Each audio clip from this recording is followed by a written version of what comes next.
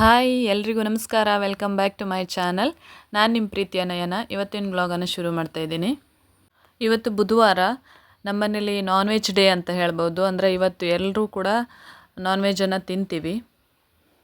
ಇಲ್ಲಿ ನಾನು fish curry ಮಾಡೋದಕ್ಕೆ ಒಂದು ಸ್ವಲ್ಪ ಮಸಾಲೆನ ಹುರ್ಕೋತಾ ಇದ್ದೀನಿ ಫ್ರೆಂಡ್ಸ್. ಇವಾಗ ಮಳೆಗಾಲ ಆಗಿರೋದ್ರಿಂದ ಫಿಶ್ಶು ಮಾರ್ಕೆಟಲ್ಲಿ ತುಂಬಾ ಕಡಿಮೆ ಇದೆ. ಮೊನ್ನೆ ತಂದಿರೋ ಫಿಶ್ಶೇ ಫ್ರಿಜ್ಜಲ್ಲಿತ್ತು. ಫಿಶ್ಶು ಹಾಗೆ ಸ್ವಲ್ಪ ಪ್ರಾನ್ಸ್ ಕೂಡ ಇದೆ. ಎರಡು ಮಿಕ್ಸ್ ಮಾಡಿ ಒಂದು ಕರಿ ಮಾಡೋಣ ಅಂತೇಳ್ಬಿಟ್ಟು ಮಸಾಲೆ ರೆಡಿ ಮಾಡ್ಕೋತಾ ಇದ್ದೆ. ಹಾಗೆ ಅಲ್ಲಲ್ಲೇ ಸ್ವಲ್ಪ ಕ್ಲೀನ್ ಮಾಡ್ಕೋತಾ ಇದ್ದೀನಿ. ಬೆಳಿಗ್ಗೆ ಬ್ರೇಕ್ಫಾಸ್ಟ್ ಮಾಡಿದ್ಮೇಲೆ ಮತ್ತೆ ಅಡುಗೆ ಮಾಡೋಕ್ಕಿಂತ ಮುಂಚೆ ನಾನು ಸ್ವಲ್ಪ ಅಲ್ಲೇ ಗ್ಯಾಸ್ ಎಲ್ಲ ಒರೆಸೋದು ಈ ಥರ ಮಾಡ್ತಾ ಇರ್ತೀನಿ. ಇಲ್ಲಿ ಮಸಾಲೆಗೆ ನಾನು ಆಲ್ರೆಡಿ ತೋರಿಸಿದ್ದೀನಿ. ನೆನ್ನೆ ವ್ಲಾಗಲ್ಲಿ ನಾವು ಫಿಶ್ ಕರಿ ಯಾವ ರೀತಿ ಮಾಡ್ತೀವಿ ಅನ್ನೋದನ್ನು ಮಸಾಲೆ ಡೀಟೇಲಾಗಿ ತೋರಿಸಿದ್ದೀನಿ. ಅದೇ ಥರ ಎಲ್ಲ ಮಸಾಲೆ ಹಾಕ್ಕೊಂಡಿದ್ದೀನಿ. ಹಾಗೆ ಸುಮುಖನ ಸ್ಕೂಲಿಗೆ ಬಿಟ್ಟು ಬಂದಮೇಲೆ ನಾನು ಅಡುಗೆ ಕೆಲಸ ಸ್ಟಾರ್ಟ್ ಮಾಡ್ಕೋತೀನಿ ಫ್ರೆಂಡ್ಸ್.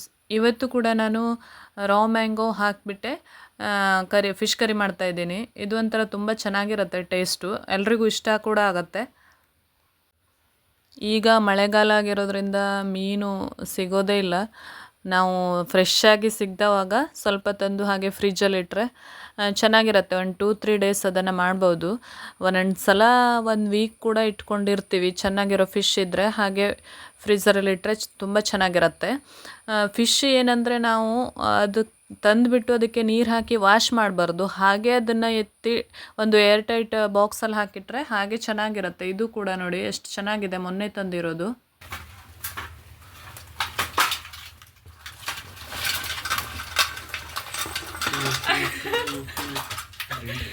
ಹಾಗೆ ಫ್ರೆಂಡ್ಸ್, ನಮ್ಮ ಅಣ್ಣ ಏನೋ ಫಿಶ್ ಮಾರ್ಕೆಟ್ಗೆ ಹೋಗಿದ್ದಂತೆ. ಫಿಶ್ ಮಾರ್ಕೆಟ್ ಹೋಗಿ ಬರ್ತಾ ಏಡಿ ತೊಗೊಂಡು ಬಂದಿದ್ದಾನೆ. ಹಾಗೆ ನನಗೊಂದು ಸ್ವಲ್ಪ ಕೊಟ್ಟೋಗೋಣ ಅಂತ ನಮ್ಮನೆಗೆ ಕೂಡ ಬಂದಿದ್ದ. ಫ್ರೆಂಡ್ಸ್, ನಾನೀಗ ಕ್ರ್ಯಾಬನ್ನು ಮಾಡೋಕ್ಕೆ ಹೋಗಲ್ಲ, ಕ್ಲೀನ್ ಮಾಡಿ ಇಟ್ಟಿರ್ತೀನಿ. ಸಂಜೆ ಏನಾದರೂ ಮಾಡೋಣ ಅಂತೇಳ್ಬಿಟ್ಟು ಥಿಂಕ್ ಮಾಡ್ತಾಯಿದ್ದೀನಿ. ನೋಡಬೇಕು ಏನು ಮಾಡೋದು ಅಂತ. ಇವತ್ತಿನ ವಿಡಿಯೋದಲ್ಲಿ ನಾನು ನಿಮಗೆ ಒಂದು ಟಿಪ್ಸನ್ನು ಹೇಳ್ತಾ ಇದ್ದೀನಿ. ಅಂದರೆ ಕುಚ್ಚಲಕ್ಕಿನ ತುಂಬ ಕಡಿಮೆ ಸಮಯದಲ್ಲಿ ಕುಕ್ಕರಲ್ಲಿ ಸ್ವಲ್ಪನೂ ಅಂಟಿಲ್ಲದೆ ಉದುರುದ್ರಾಗಿ ಹೇಗೆ ಮಾಡಬೇಕು ಅನ್ನೋದನ್ನು ನಾನು ಇವತ್ತಿನ ವಿಡಿಯೋದಲ್ಲಿ ಶೇರ್ ಮಾಡ್ತಾಯಿದ್ದೀನಿ. ಆಲ್ರೆಡಿ ಇದನ್ನು ಒಂದು ಶಾರ್ಟ್ ಕೂಡ ಹಾಕಿದ್ದೀನಿ ನಾನಿಲ್ಲಿ ಒಂದು 5 ಲೀಟ್ರ್ ಕುಕ್ಕರಲ್ಲಿ ಸ್ವಲ್ಪ ನೀರು ಹಾಕಿಬಿಟ್ಟು ಸ್ಟವ್ ಉರಿ ಹಚ್ಚಿಬಿಟ್ಟು ಸ್ಟವ್ ಮೇಲೆ ಇಟ್ಟಿದ್ದೀನಿ. ಹಾಗೆ ಕುಚ್ಚಲಕ್ಕಿನ ಒಂದು 10 to 15 ಮಿನಿಟ್ಸ್ ನೀರಲ್ಲಿ ನೆನೆ ಹಾಕಿದ್ದೆ. ವಾಶ್ ಮಾಡಿ ನೆನೆ ಹಾಕಿಬಿಟ್ಟು ಅದನ್ನು ಒಂದು ಪಾತ್ರೆಯಲ್ಲೇ ಇಡಬೇಕು. ಹಾಗೆ ಡೈರೆಕ್ಟ್ ಹಾಕೋಬಾರ್ದು. ಡೈರೆಕ್ಟ್ ಹಾಕಿದ್ರೆ ಗಂಜಿ ಥರ ಆಗಿಬಿಡುತ್ತೆ. ಅದಕ್ಕೆ ಕುಕ್ಕರಲ್ಲಿ ಹಿಡಿಸೋವಂಥ ಪಾತ್ರೆಯಲ್ಲಿ ಹಾಕಿ ಅದಕ್ಕೆ ಫುಲ್ಲು ನೀರು ಹಾಕಿ ಒಂದು ಪ್ಲೇಟ್ ಕೂಡ ಮುಚ್ಬೋದು ನೀವು. ನಾನಿಲ್ಲಿ ಮುಚ್ಚಬೇಕಿತ್ತು, ಮುಚ್ಚಲಿಲ್ಲ. ಪರವಾಗಿಲ್ಲ, ಮುಚ್ಚದೇ ಇದ್ರೂ ಏನು ತೊಂದರೆ ಇಲ್ಲ. ಆದರೆ ಮುಚ್ಚಿದ್ರೆ ಒಳ್ಳೆಯದು. ಅಂದರೆ ಅನ್ನ ಸಿಡಿದು ವಿಷಲ್ ಒಳಗಡೆ ಸಿಕ್ಕಾಕೊಳ್ಳೋ ಚಾನ್ಸ್ ಕಡಿಮೆ ಇರುತ್ತೆ. ಹಾಗೆ ಕುಕ್ಕರ್ ಮುಚ್ಚಿಬಿಟ್ಟು ಒಂದು 8 to 10 ವಿಷಲ್, ಅಂದರೆ ಅಕ್ಕಿ ಮೇಲೆ ಡಿಪೆಂಡ್ ಆಗುತ್ತೆ. ಮ್ಯಾಕ್ಸಿಮಮ್ ಅಂದರೆ 12 ವಿಷಲ್ ಒಳಗಡೆ ಚೆನ್ನಾಗಿ ಬೇಯುತ್ತೆ. ತುಂಬ ಜನ ಬಾಯ್ಲ್ಡ್ ರೈಸ್ ಮಾಡೋದಕ್ಕೆ ಪಾಟನ್ನು ಯೂಸ್ ಮಾಡ್ತಾರೆ. ರೈಸ್ ಪಾಟ್ ಬರುತ್ತಲ್ವ, ಅದನ್ನು ಕೂಡ ಯೂಸ್ ಮಾಡ್ಬೋದು. ಆದರೆ ಸ್ವಲ್ಪನೇ ಮಾಡ್ಕೊಳ್ಳೋ ಹಾಗಿದ್ರೆ ಇದರಲ್ಲಿ ಈ ರೀತಿ ಮಾಡಿದ್ರೆ ತುಂಬಾ ಯೂಸ್ಫುಲ್ ಫ್ರೆಂಡ್ಸ್. ಒಲೆ ಮೇಲೆ ಅನ್ನ ಬಸಿದು ಹೇಗೆ ಮಾಡ್ತಿರಲ್ವ ಅದೇ ಥರ ಟೆಕ್ಸ್ಚರ್ ಬರುತ್ತೆ, ಸ್ವಲ್ಪನೂ ಅಂಟಿರಲ್ಲ. ನೀವು ಒಂದ್ಸಲ ಈ ರೀತಿ ಟ್ರೈ ಮಾಡಿ ನೋಡಿ. ಸಪೋಸ್ ನೀವು ಜಾಸ್ತಿ ರೈಸ್ ಮಾಡೋ ಹೋಗಿದ್ರೆ 7 ಲೀಟರ್ ಕುಕ್ಕರ್ಸಲ್ಲಿ ಅದರೊಳಗೆ ಹಿಡಿಸುವಂಥ ಪಾತ್ರೆ ತೊಗೋಬೇಕು. ನಾನು ಅದನ್ನು ಕೂಡ ತೊಗೊಂಡಿದ್ದೀನಿ. ಆ ರೀತಿ ಕೂಡ ಮಾಡ್ತೀನಿ ಸ್ವಲ್ಪ ಜಾಸ್ತಿ ಮಾಡೋ ಹಾಗಿದ್ರೆ. ಮ್ಯಾಕ್ಸಿಮಮ್ ಅಂದರೆ ನಿಮಗೆ ಒಂದು 15 to 20 ಮಿನಿಟ್ಸಲ್ಲಿ ಒಂದು 10 ವಿಷಲ್ ಬಂದುಬಿಡತ್ತೆ. ಹಾಗೆ ನಾನಿಲ್ಲಿ ಕುಕ್ಕರನ್ನು ಆಫ್ ಮಾಡಿಬಿಟ್ಟು ಫಿಶ್ ಕರಿ ಕೂಡ ಪ್ರಿಪೇರ್ ಮಾಡ್ತಾಯಿದ್ದೀನಿ. ಹಾಗೆ ಇವತ್ತು ಕೂಡ ಫಿಶ್ ಕರಿನಲ್ಲೇ ಎಗ್ಗನ್ನು ಬಾಯ್ಲ್ ಮಾಡ್ತಾಯಿದ್ದೀನಿ. ಇದು ಕೂಡ ಒಳ್ಳೆ ಟಿಪ್ಸ್, ನಾನು ಆಲ್ರೆಡಿ ಶೇರ್ ಮಾಡಿದ್ದೆ. ಫಿಶ್ ಜೊತೆ ಸ್ವಲ್ಪ ಪ್ರಾನ್ಸ್ ಇತ್ತಲ್ಲ, ಅದನ್ನು ಕೂಡ ಹಾಕಿದ್ದೆ ಫ್ರೆಂಡ್ಸ್. ಆ ರೀತಿ ಮಿಕ್ಸ್ ಮಾಡಿ ಮಾಡಿದ್ರೂ ಕೂಡ ತುಂಬ ಟೇಸ್ಟ್ ಚೆನ್ನಾಗಿರುತ್ತೆ. ಈಗ ನಾನು ತೋರಿಸ್ತಾ ಇದ್ದೀನಿ ಯಾವ್ದು ರೀತಿ ಬಂದಿದೆ ಅಂತೇಳ್ಬಿಟ್ಟು ರೈಸು. ಬಾಯ್ಲ್ಡ್ ರೈಸನ್ನು ಈ ರೀತಿ ಕುಕ್ ಮಾಡೋದ್ರಿಂದ ನಿಮಗೆ ಗ್ಯಾಸ್ ಕೂಡ ಸೇವ್ ಆಗುತ್ತೆ. ಹಾಗೆ ಅನ್ನ ಕೂಡ ಉದುರಾಗಿ ಬರುತ್ತೆ. ಡೈರೆಕ್ಟ್ ಕುಕ್ಕರಲ್ಲಿ ಹಾಕಿದ್ರೆ ನಿಮಗೆ ಗಂಜಿ ಬಸಿದ್ರೂ ಕೂಡ ಅದು ಅನ್ನ ಒಂಥರ ಸ್ಟಿಕ್ಕಿ ಅನ್ನೋ ಥರ ಫೀಲ್ ಆಗುತ್ತೆ. ಈ ರೀತಿ ಸ್ವಲ್ಪ ಜಾಸ್ತಿ ನೀರಿದ್ದರೆ ನೀರನ್ನು ಚೆಲ್ಲಿಬಿಟ್ಟು ಆಮೇಲೆ ಒಂದು ಪ್ಲೇಟ್ ಇಟ್ಕೊಂಡು ಚೆನ್ನಾಗಿ ಬಸಿಯೋದು. ತುಂಬ ಜನ ಡೈಲಿ ಬಾಯ್ಲ್ಡ್ ರೈಸ್ ಎಲ್ಲ ಮಾಡೋ ಹಾಗಿದ್ರೆ ಈ ರೀತಿ ಮೆಥಡನ್ನು ನೀವು ಫಾಲೋ ಮಾಡ್ಬೋದು. ಯಾಕಂದರೆ ಅದು ರೈಸ್ ಪಾಟ್ ಇರುತ್ತಲ್ವ, ಅದರಲ್ಲಿ ಯಾವ ರೀತಿ ಕುಕ್ ಆಗುತ್ತೆ, ಪ್ರೆಷರಿಂದ ಕುಕ್ ಆಗುತ್ತೆ ಅನ್ನೋದು ಸ್ವಲ್ಪ ನಮಗೆ ಅನ್ಹೆಲ್ದಿ ಅನ್ನೋ ಥರ ಫೀಲ್ ಆಗುತ್ತೆ. ಕುಕ್ಕರಲ್ಲೂ ಈ ಪ್ರೆಷರ್ ಕುಕ್ಕರಲ್ಲೂ ಪ್ರೆಷರಿಂದನೇ ಜಾಸ್ತಿ ಕುಕ್ ಆಗೋದು, ಆದರೆ ಅದರಲ್ಲಿ ಟೈಮ್ ತೊಗೊಳತ್ತೆ. ಬಟ್ ನೀವು ರೈಸ್ ಪಾಟಲ್ಲಾದರೆ ನೀವು ಕುದಿಸ್ಬಿಟ್ಟು ಹಾಗೆ ಅದರಲ್ಲಿ ಮುಚ್ಚಿಡೋದಲ್ವ, ಅದಕ್ಕೆ ಹೇಳಿದೆ ಫ್ರೆಂಡ್ಸ್. ಹಾಗೆ ನೋಡಿ ರೈಸ್ ಎಷ್ಟು ಉದುರಾಗಿ ಬಂದಿದೆ ಅಂತೇಳ್ಬಿಟ್ಟು, ಒಂದು ಸ್ವಲ್ಪನೂ ಸ್ಟಿಕ್ಕಿ ಅನಿಸಲ್ಲ. ನೀವು ನೋಡ್ಬೋದು, ನೀವು ಒಲೆ ಮೇಲೆ ಅಥವಾ ಸ್ಟವ್ ಮೇಲೇ ಡೈರೆಕ್ಟಾಗಿ ಪಾತ್ರೆ ಇಟ್ಬಿಟ್ಟು ಕುದಿಸಿ ಬಸಿತೀರಲ್ವ, ಅದೇ ಥರ ಬರುತ್ತೆ ರೈಸು. ಹಾಗೆ ಸ್ವಲ್ಪ ಕೋಸಂಬರಿ ಮಾಡ್ಕೊಳ್ಳೋಣ ಅಂತೇಳ್ಬಿಟ್ಟು ಹೆಸರುಬೇಳೆ ನೆನೆಸಿದ್ದೆ. ಅದರ ಜೊತೆಗೆ ಸೌತೆಕಾಯಿ, ಕ್ಯಾರೆಟು, ಈರುಳ್ಳಿ, ಹಸಿಮೆಣಸಿನ್ಕಾಯಿ, ಹಾಗೆ ಸ್ವಲ್ಪ ಕಾಯಿ ತುರಿ ಇವೆಲ್ಲನೂ ನಾನು ಒಂದು ಬೌಲ್ಗೆ ಸೇರಿಸ್ಕೊತಾ ಇದ್ದೀನಿ. ಕೋಸಂಬರಿ ಮಾಡೋದು ಎಲ್ಲರಿಗೂ ಗೊತ್ತಿರುತ್ತೆ. ಯೂಶ್ವಲಿ ನಾವು ನಾನ್ ವೆಜಿಟೇರಿಯನ್ ಮಾಡೋವಂಥ ದಿನ ಕೂಡ ಏನಾದರೂ ಒಂದು ಕೋಸಂಬರಿನೋ ಪಲ್ಯನೋ ಮಾಡಿರ್ತೀವಿ. ವೆಜಿಟೇಬಲ್ ಪ್ರತಿದಿನ ಏನಾದರೂ ಇದ್ದೇ ಇರುತ್ತೆ. ಇದಕ್ಕೆ ಸ್ವಲ್ಪ ಮೊಸರು ಕೂಡ ಹಾಕೋತೀನಿ. ಮೊಸರು ಹಾಕ್ಕೊಂಡ್ರೆ ಟೇಸ್ಟ್ ಸ್ವಲ್ಪ ಡಿಫ್ರೆಂಟಾಗಿ ಚೆನ್ನಾಗಿ ಬರುತ್ತೆ. ಸ್ವಲ್ಪ ಉಪ್ಪು ಹಾಕ್ಬಿಟ್ಟು ಚೆನ್ನಾಗಿ ಮಿಕ್ಸ್ ಮಾಡಿಕೊಂಡ್ರೆ ಮೊಸರು ಹಾಕಿರುವಂಥ ಕೋಸಂಬರಿ ರೆಡಿ ಆಯಿತು. ನಮ್ಮ ಮನೇಲಿ ಎಲ್ಲರೂ ನಾನ್ ವೆಜ್ಗಿಂತ ವೆಜ್ಜನ್ನೇ ಸ್ವಲ್ಪ ಜಾಸ್ತಿ ಇಷ್ಟಪಡ್ತಾರೆ ಅಂತ ಹೇಳ್ಬೋದು. ಹಾಗೆ ಫ್ರೆಂಡ್ಸ್, ನೀವು ವೆಜಿಟೇರಿಯನ್ನ ನಾನ್ ವೆಜಿಟೇರಿಯನ ಅನ್ನೋದನ್ನು ಕಮೆಂಟ್ ಮಾಡಿ ತಿಳಿಸಿ. ನಾನು ಹೇಳ್ತಾನೇ ಇದ್ದೀನಿ ಕಮೆಂಟ್ ಮಾಡಿ ಫ್ರೆಂಡ್ಸ್ ಅಂತೇಳಿ, ಯಾರೂ ಕೂಡ ಕಮೆಂಟ್ ಮಾಡ್ತಾಯಿಲ್ಲ. ನಾನು ಹೊಸದಾಗಿ ವಿಡಿಯೋ ಸ್ಟಾರ್ಟ್ ಮಾಡಿದಾಗಿನಿಂದ ಒಂದೇ ಒಂದು ಕಮೆಂಟ್ ಕೂಡ ಬರ್ತಾಯಿಲ್ಲ. ವ್ಯೂಸ್ ಬರ್ತಾ ಇದೆ, ಪರವಾಗಿಲ್ಲ, ಬಟ್ ಇಟ್ಸ್ ಓಕೆ. ಇನ್ನು ಸ್ವಲ್ಪ ದಿನ ಟೈಮ್ ತಗೊಳುತ್ತೆ ಅಂತ ನಾನು ಕೂಡ ವೆಯ್ಟ್ ಮಾಡ್ತಾಯಿದ್ದೀನಿ. ಈ ಕಡೆ ಮಧ್ಯಾಹ್ನ ಊಟಕ್ಕೆ ರೆಡಿ ಆಯಿತು. ಬಾಯ್ಲ್ಡ್ ರೈಸು ಹಾಗೆ ಫಿಶ್ ಕರಿ, ಅದ್ರ ಜೊತೆಗೆ ಸ್ವಲ್ಪ ವೈಟ್ ರೈಸ್ ಕೂಡ ಮಾಡಿದ್ದೀನಿ ನಾನು. ಅಂದರೆ ನಮ್ಮ ಅತ್ತೆ ಮಾವ ಬಾಯ್ಲ್ಡ್ ರೈಸ್ ತಿನ್ನೋದು ಕಡಿಮೆ, ಸ್ವಲ್ಪ ವೈಟ್ ರೈಸ್ ಕೂಡ ಮಾಡ್ತಾಯಿದ್ದೀನಿ ಪಕ್ಕದಲ್ಲಿ. ಜೊತೆಗೆ ಕೋಸಂಬರಿ, ಕ್ರ್ಯಾಬ್ ಏನಿದೆ ಅದನ್ನು ಸಂಜೆ ಮಾಡೋಣ ಅಂತ ಅಂದ್ಕೊಂಡಿದ್ದೀನಿ ಫ್ರೆಂಡ್ಸ್. ಹಾಗೆ ನಾವು ಅಡುಗೆ ಎಲ್ಲ ಮುಗಿಸಿ ಸುಮುಕ್ನ ಸ್ಕೂಲಿಂದ ಮನೆಗೆ ಕರ್ಕೊಂಡು ಬಂದ್ವಿ. ಬೀಳ್ತೆ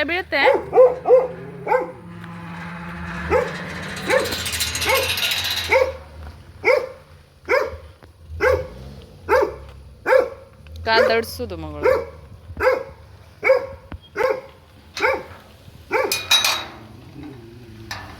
ತಡಿ ದೂಡ್ಬೇಕಿ, ತಡಿ ಹೇಳು. ಹಾಂ,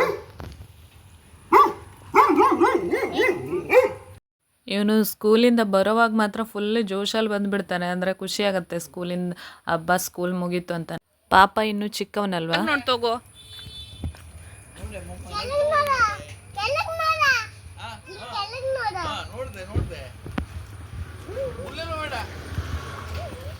ಸರಿ ನಡಿ. ಇವನ್ ಸ್ಕೂಲಲ್ಲಿ ವೀಕ್ಲಿ 5 ಡೇಸ್ ಅಷ್ಟೇ ಫ್ರೆಂಡ್ಸ್. ಸ್ಯಾಟರ್ಡೆ ಸಂಡೇ 2 ದಿನ ರಜಾ ಇರುತ್ತೆ. ಹಾಗಾಗಿ ಪರವಾಗಿಲ್ಲ, ಸ್ವಲ್ಪ 2 ಡೇಸ್ ಲೀವ್ ಸಿಕ್ಕಿದವಾಗ ಅವ್ರಿಗೊಂಥರ ರಿಲ್ಯಾಕ್ಸ್ ಅಂತ ಫೀಲ್ ಆಗುತ್ತೆ. ಬೇಸಿಗೆ ಆದರೆ ಪರವಾಗಿರಲ್ಲ, ಮಳೆಗಾಲ ಅಲ್ವಾ, ಬೆಳಿಗ್ಗೆ ಹಬ್ಬ ಚಳಿನಲ್ಲಿ ನಮಗೆ ಅಯ್ಯೋ ಪಾಪ ಅನಿಸುತ್ತೆ. ನೋಡು ಕಪ್ಪಿ ಮರಿ,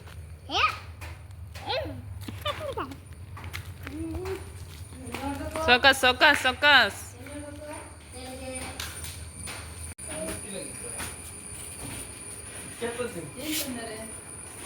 ಸ್ಕೂಲಿಂದ ಬಂದ ತಕ್ಷಣ ಏನೋ ಸುದ್ದಿ ಶುರು ಮಾಡಿದ್ದಾನೆ ಅಜ್ಜಿ ಜೊತೆ.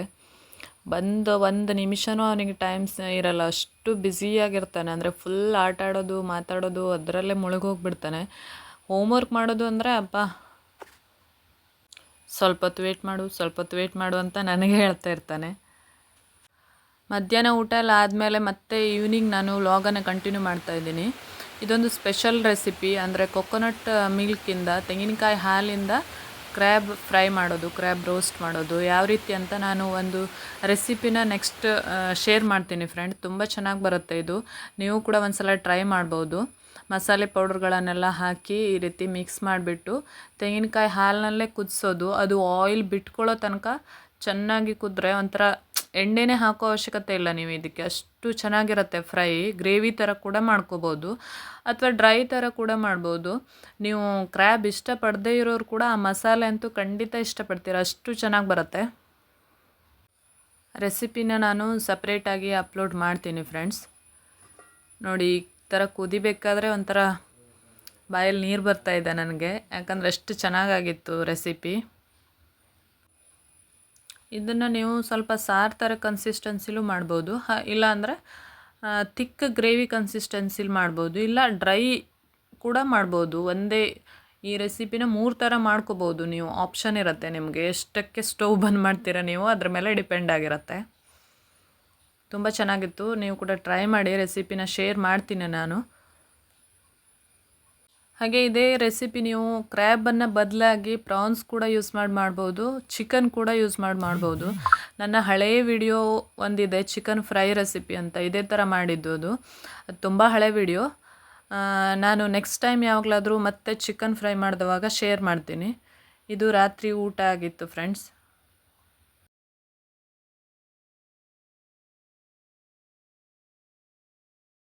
ನೆಕ್ಸ್ಟ್ ಡೇ ಮಾರ್ನಿಂಗ್ ನಾನು ಮತ್ತೆ ವ್ಲಾಗನ್ನು ಕಂಟಿನ್ಯೂ ಮಾಡ್ತಾ ಇದ್ದೀನಿ. ಬ್ರೇಕ್ಫಾಸ್ಟಿಂದ ಸ್ಟಾರ್ಟ್ ಮಾಡಿದೆ ಫ್ರೆಂಡ್ಸ್. ಇವತ್ತಿನ ಬ್ರೇಕ್ಫಾಸ್ಟ್ ದೋಸೆ, ಹಾಗೆ ಸ್ನ್ಯಾಕ್ ಬಾಕ್ಸಿಗೆ ಪಡ್ಡು ಮಾಡಿಕೊಡೋಣ ಅಂತ ಇದ್ದೀನಿ.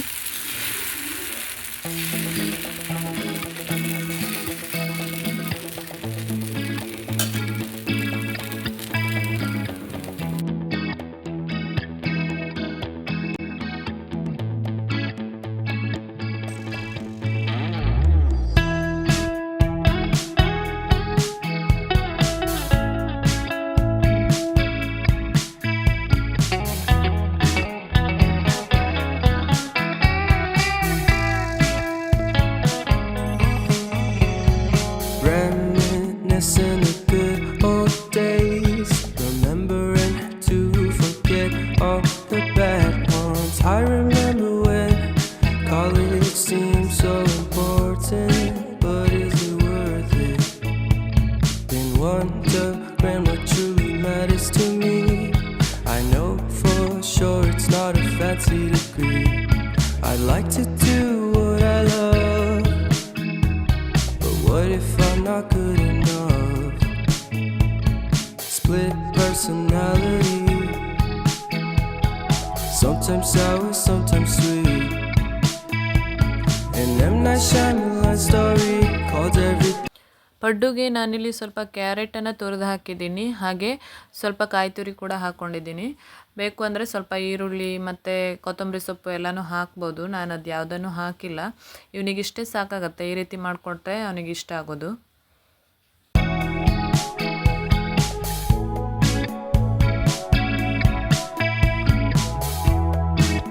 ರುಚಿಯಾಗಿರೋ ಹೆಲ್ದಿ ಪಡ್ಡು ಕೂಡ ರೆಡಿ ಆಯಿತು, ಹಾಗೆ ಸ್ನ್ಯಾಕ್ ಬಾಕ್ಸ್ ಕೂಡ ರೆಡಿ ಆಯಿತು. ಆ್ಯಸ್ ಯೂಶ್ವಲ್ ಒಂದು ಬರ್ಫಿ, ಹಾಗೆ ಖರ್ಜೂರ ಮತ್ತು ಪಡ್ಡುನ ಹಾಕಿ ಕೊಟ್ಟಿದ್ದೀನಿ.